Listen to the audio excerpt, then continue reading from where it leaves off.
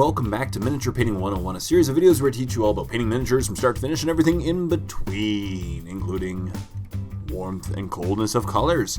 And this is part 115. I can't believe we're already this far in the series. Cold white, how to paint white with a very cold feeling to it. So essentially we'll be painting this carapace of another Termagant today, so that it's an easy comparison between this week's video and last week's video, where it was warm white. And we're using a shade of blue and an off-white and creating the effect. So we'll start off with Lothern Blue, because Lothern Blue is a very, very, very light blue. It's an icy blue, so it's a very good, nice color to do cold white with. So of course I'll thin it down with some Lamy and Medium and apply a nice solid coat of Lothern Blue to the carapace.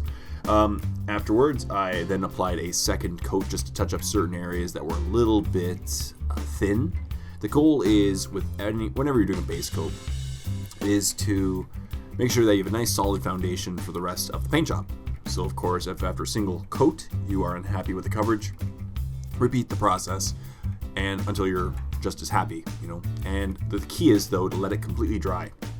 You never want to do a second coat before the first coat is completely dry, because then you end up cracking the top layer of the paint and you just show brush strokes, and it just really kind of ruins the paint job. So as you can see, I'm applying this nice thin layer of Lothern Blue to the carapace. I'm going to do this in real time this week because there's not a lot of steps to this tutorial, so I figured might as well just do it in real time as opposed to just jumping at it at a quick speed.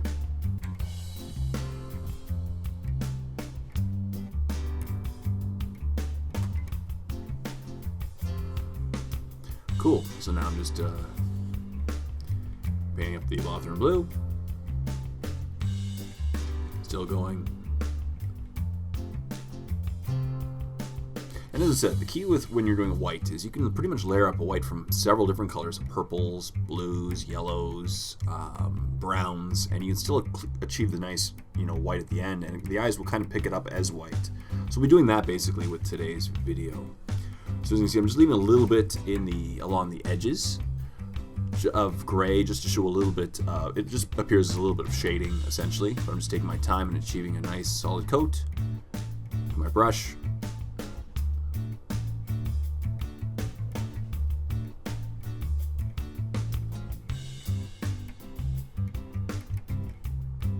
And that's the great thing about starting with already a very, very light blue, is that that's why I went over a gray primer. I always just go over gray with these kind of colors as opposed to a white, which then it's a little bit harder for shading purposes, but I don't want to go over a black because I'm using a white color, so an intermediate primer such as gray is the way to go in my opinion.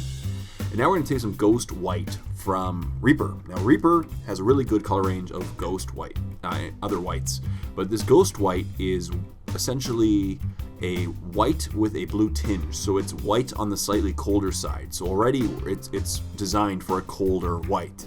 What we're now going to do is a 1-to-1 mix of Lothern Blue and this Ghost White, and then we're going to start highlighting up the carapace. So I'm going to start off with the edges and work my way towards the center, leaving a chunk in the center of each part, the Lothern Blue. But as I said, I'm going to start with each of the peaks and along the very edges of the carapace and work my way inwards. And because this is thinned down, because it's a thinned down paint to begin with due to it being half Reaper, and then the Lothern Blue is pre-thinned down because I'm using the same Lothern Blue that I did in the previous step on my wet palette. But as you see, it's already significantly lighter color, but it's a very, very light blue. We're going with off-whites essentially as our goal. I'm just going to highlight up the carapace, taking my time and achieving a nice highlight up.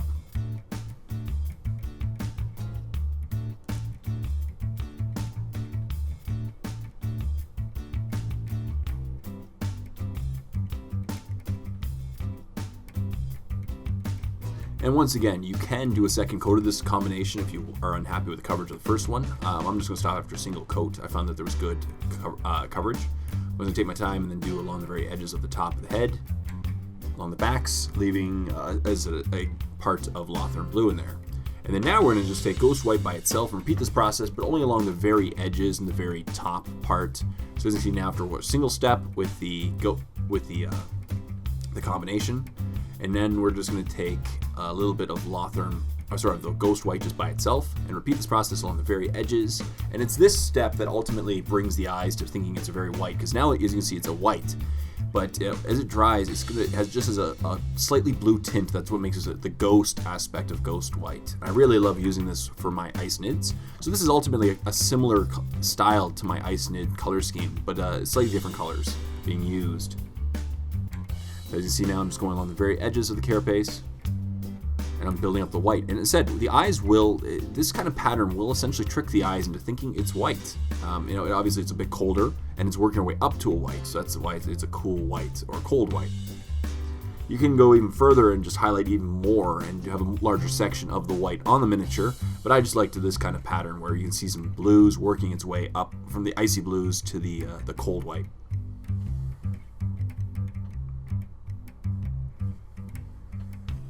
Repeating this process on the other side, along the very edges, as you can see, and then just a little bit along the center parts of the carapace.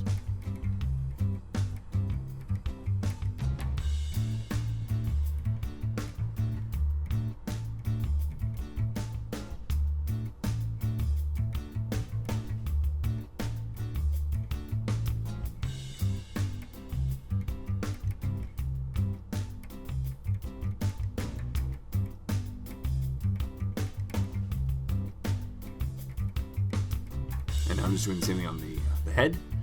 I'm just going along the very edges of the parts, and then I'm going to actually fill in the entire front part of it, and a little bit, and most of the back part of the carapace of the head.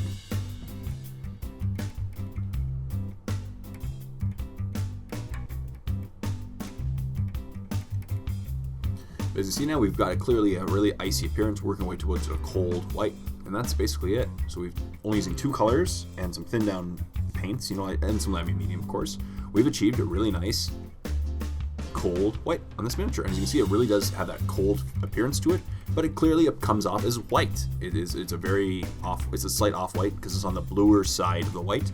We have our coldness being worked our way upwards, and that's how to do a cold white.